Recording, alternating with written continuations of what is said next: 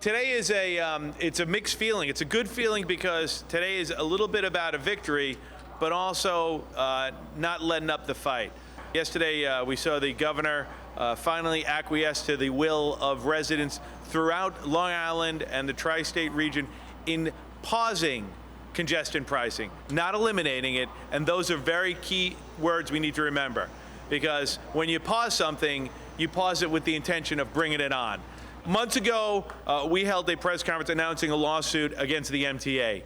And I think it's the combination of that and the combination of elected officials on both sides of the aisle working together that has helped stop this money grab by the governor and the MTA.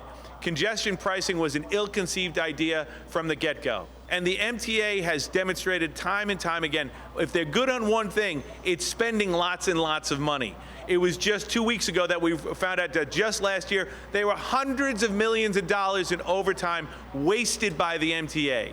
Both Republicans and Democrats got together and sent a message to the governor. And finally, yesterday, the governor acquiesced. She bent to the will of the voters, bent to the will of the commuters that have had enough, and announced a pause, a simple pause on congestion pricing, which was supposed to go into effect at the end of this month. Congestion pricing could cost the average commuter over $4,000 a year. And Supervisor Klavan mentioned some of the wasteful spending that we've seen from the MTA.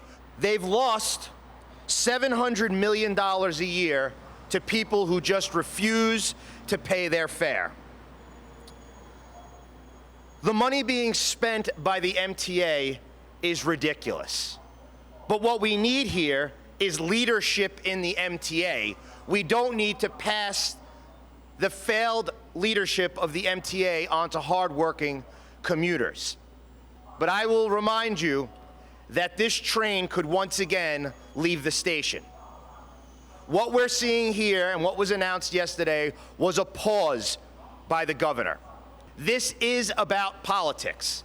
This is about reviewing polls and seeing that this issue was something that unified New Yorkers. I will remind everyone, it wasn't just congestion pricing. It's the record high inflation.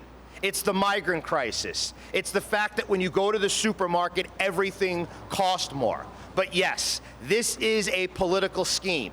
We should claim victory because everyone here raised their voices. They raised their voices and did the job that they're supposed to do and lived out the oath that they took to represent the people that they serve. But we must keep the pressure on. This shouldn't be a pause. It should be an absolutely never going to happen. And we must keep the pressure on, and I'm thankful that Supervisor Klavan and the board are going to continue on with their litigation. Because make no mistake, win, lose, or draw, the day after Election Day, I am confident that Governor Hochul will put this right back on the calendar. We have to be vigilant. We have to really pay attention. And like I said, let's get those cameras down. That's the moment we know this issue's dead.